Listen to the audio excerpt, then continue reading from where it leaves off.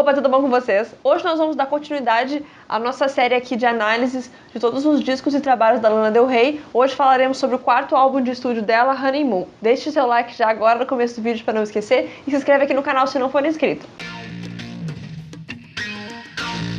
Se você é novo ou nova aqui no canal, seja muito bem-vindo ou bem-vinda. Eu faço análises aqui, falo sobre shows, falo sobre turnês e muito mais. E nessa série especificamente, eu estou analisando a obra da Lana Del Rey de uma forma narrativa, como uma espécie de início, meio e fim. Não fim, como final. Vale lembrar que tratando-se de análise de um artista, não existe uma verdade absoluta, né? A gente pode fazer várias interpretações pelo que a gente vai entendendo da obra, mas uma vez que o artista não diz que é sobre isso, a gente não tem como saber. Conforme eu já falei nos outros vídeos, eu acho que a Elizabeth se expressa através da Lana Del Rey de uma forma muito clara e muito linear. A gente consegue entender e ver claramente através das obras o desenvolvimento e o amadurecimento dessa personagem. Quando eu digo personagem, eu não quero dizer que ela é uma criação falsa, que ela é uma coisa inventada, mas e sim uma criação da sua pessoa, tá?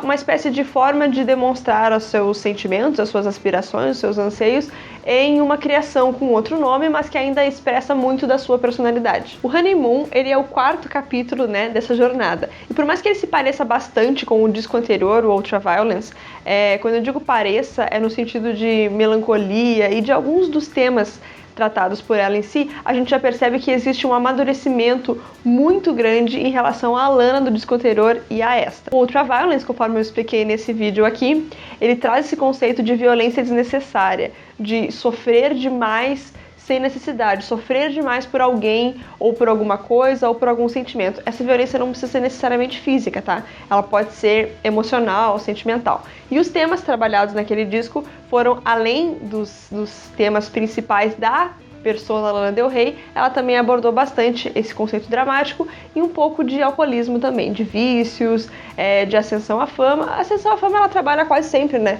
Mas esses outros temas que eu citei eram mais focados no Ultraviolence. Em Honeymoon, a gente percebe que os temas base da personagem Lana Del Rey, eles ainda estão muito presentes, né? Que são os relacionamentos sofridos, melancólicos, a ascensão à fama, com seu lado bom e ruim, aquele homem que normalmente é um cara muito mais esperto do que ela, muito mais malandro, um daddy, né?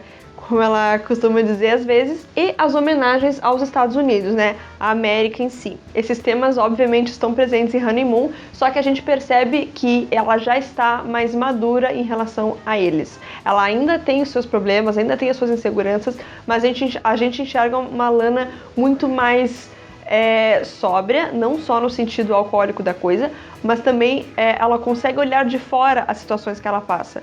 Não mais como uma menina insegura e sofrida, mas também como uma mulher. Ela ainda não está no seu auge do amadurecimento. Esse auge ele chega em Norman, né? Tô dando um pouco de spoiler da história, mas ela já consegue perceber que as situações elas já acontecem, ela consegue olhar para as situações dela de fora e não mais de dentro, não mais do olho do furacão, como acontecia em Ultraviolence. Aproveitando ainda esse pequeno spoiler da análise de Norman, é importante lembrar que a Lana ela nunca encontra essa felicidade plena, essa segurança plena. Primeiro porque elas não existem, né? Não existe felicidade totalmente 100% do tempo e nem segurança, mas a forma como ela amadurece esses temas, a forma como ela amadurece aquilo que ela enxerga de si própria em Norman é muito visível. E aqui em Honeymoon a gente já percebe esse momento de transição entre aquela Lana que era muito insegura quanto à sua melancolia, quanto aos seus temas e dramas pessoais, e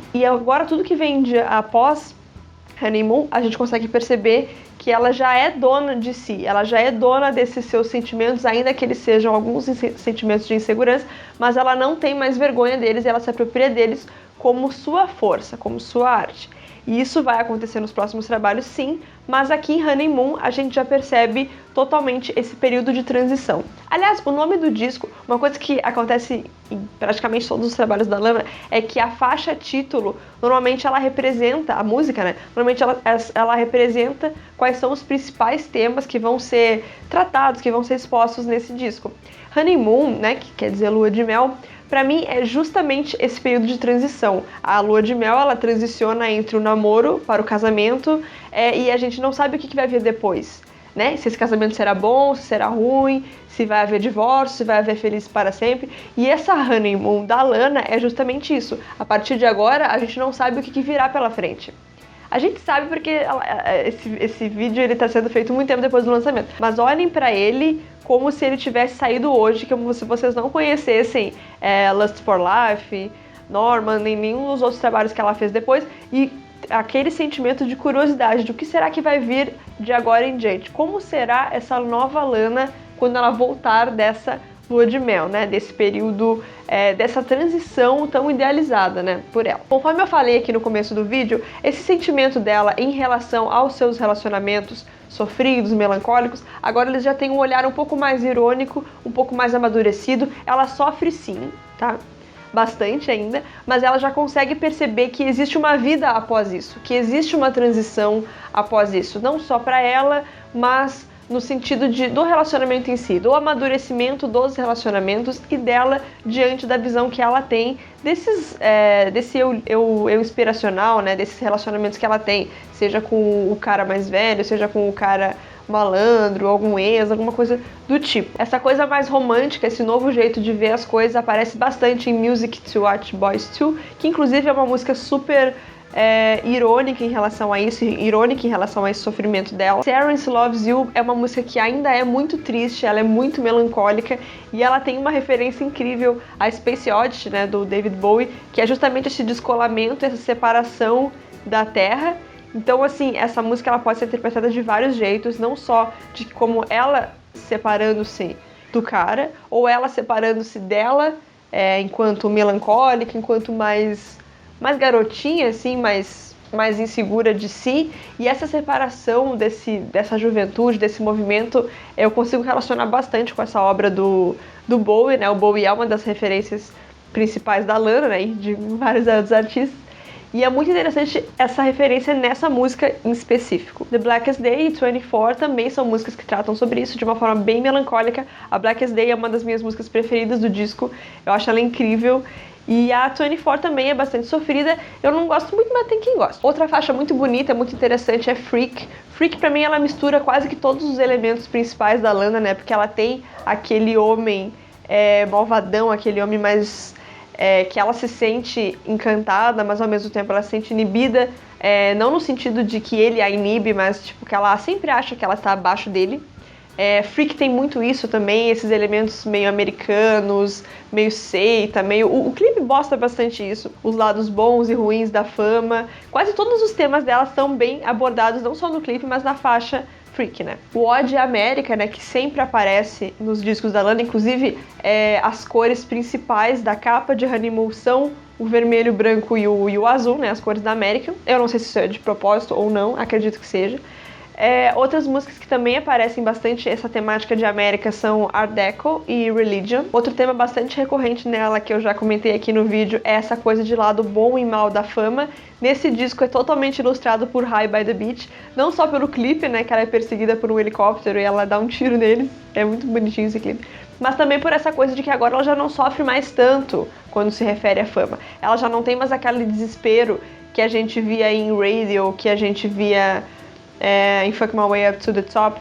São músicas que são mais sofridas em relação à fama. Agora em High by the Beach a gente já percebe que ela tem esse sentimento de eu não preciso de vocês, vocês que precisam de mim. E isso já mostra um grande amadurecimento dela em relação a isso, que era um problema pra ela nos trabalhos anteriores. Agora eu quero destacar 3 coisas com vocês. A primeira delas é a música God Knows I Tried, que é a minha preferida do disco.